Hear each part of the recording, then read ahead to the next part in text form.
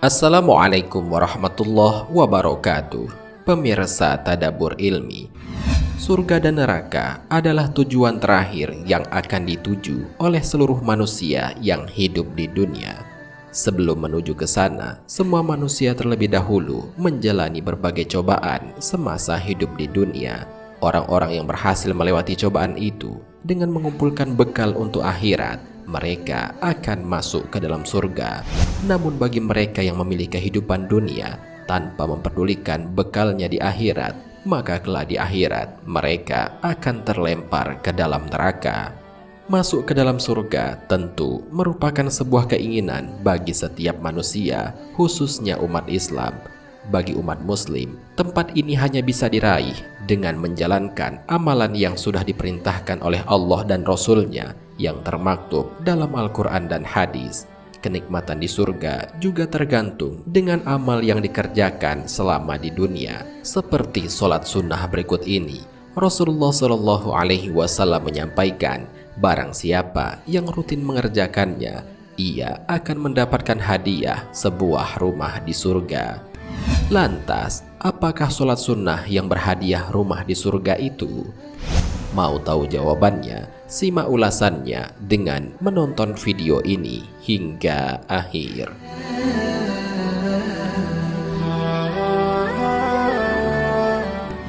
Sebelum lanjut, bagi kalian yang belum subscribe, silahkan untuk menekan tombol subscribe terlebih dahulu.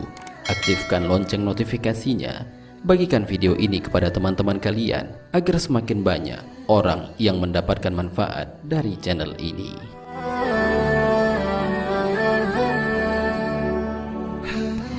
Pemirsa Tadabbur Ilmi, sholat sunnah yang dengannya dapat membangunkan rumah di surga itu adalah sholat sunnah rawatib. Sholat sunnah rawatib adalah sholat sunnah yang dilakukan beriringan dengan sholat wajib atau sholat fardu.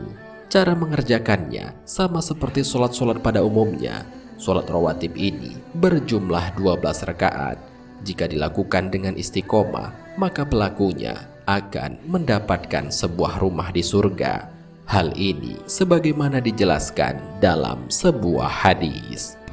Dari Aisyah radhiyallahu anha, beliau berkata, Nabi Shallallahu Alaihi Wasallam bersabda, barang siapa yang rutin menegakkan sholat sunnah 12 rakaat, maka Allah Ta'ala akan membuatkan rumah baginya di surga, yaitu 4 rakaat sebelum zuhur, 2 rakaat sesudah zuhur, 2 rakaat sesudah maghrib, 2 rakaat sesudah isya, dan 2 rakaat sebelum subuh.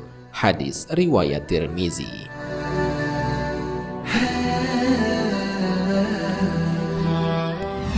Walaupun begitu besarnya keutamaan sholat sunnah rawatib ini, hendaknya tidak menyebabkan sholat yang wajib menjadi terganggu atau bahkan dilalaikan, karena sesungguhnya sholat ini hanyalah sholat sunnah yang disunnahkan untuk dilakukan. Kunci selanjutnya agar keutamaan sholat sunnah ini dapat sampai kepada pelakunya adalah hendaklah dilakukan dengan konsisten dan istiqomah. Hal itu karena Allah Subhanahu wa Ta'ala sangat menyukai hambanya yang mengerjakan amal kebaikan, meskipun perkara kecil, namun senantiasa dilakukan secara terus-menerus. Hal ini sebagaimana dijelaskan dalam sebuah hadis. Dari Aisyah radhiyallahu anha, beliau berkata, Nabi Shallallahu Alaihi Wasallam bersabda, lakukanlah amal sesuai kesanggupan, karena sesungguhnya Allah Ta'ala tidak akan bosan sehingga engkau menjadi bosan. Dan sesungguhnya amal yang paling Allah Ta'ala sukai ialah yang terus-menerus dikerjakan walaupun sedikit. Dan bila ia beramal dengan teguh pendirian. Hadis riwayat Abu Dawud.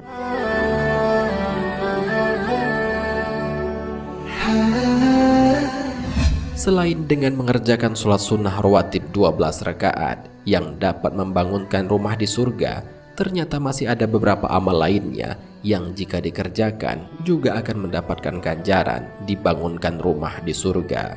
Salah satunya adalah menutup celah shaf ketika sholat. Hal ini sebagaimana dijelaskan dalam sebuah hadis. Dari Aisyah radhiyallahu anha, Rasulullah Shallallahu Alaihi Wasallam bersabda, Barang siapa yang menutupi suatu celah dalam shaf, niscaya Allah akan mengangkat derajatnya karena hal tersebut dan akan dibangunkan untuknya sebuah rumah di surga. Hadis riwayat Al-Muhammili. Hal ini menjadi penting bahwa rapat dan lurusnya shaf ketika sholat adalah menjadi suatu hal yang menyebabkan kesempurnaan sholat. Setiap celah yang terjadi sesungguhnya akan menjadi tempat bagi para setan untuk menggoda manusia sehingga sholatnya menjadi tidak khusyuk. Hal ini sebagaimana dijelaskan dalam sebuah hadis. Rapatkanlah shaf kalian, rapatkanlah barisan kalian, luruskanlah pundak dengan pundak. Demi Allah, zat yang jiwaku berada di tangannya, sesungguhnya aku melihat setan masuk di sela-sela shaf seperti anak kambing.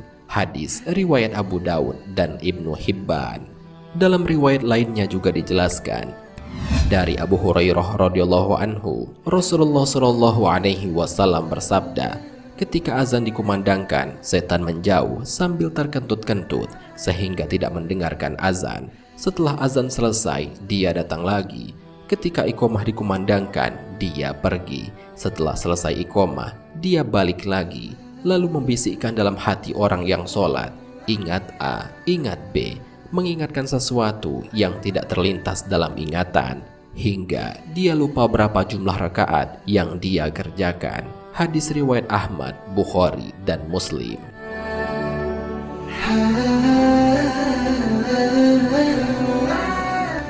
Sungguh, setan tak hanya menggoda setiap orang yang sedang sholat, sehingga ia lupa berapa rakaat sholat yang telah ia lakukan. Akan tetapi, setan juga membuat kita terkadang merasa was-was, apakah telah berhadas atau lain sebagainya, sebagaimana dijelaskan dalam sebuah hadis.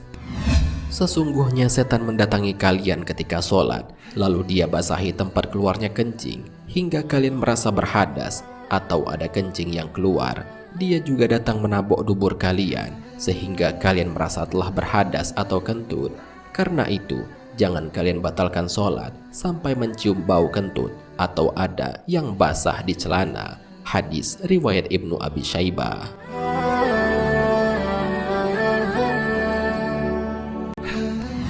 Pemirsa Tadabbur Ilmi, demikianlah pembahasan mengenai sholat sunnah yang berhadiah rumah di surga.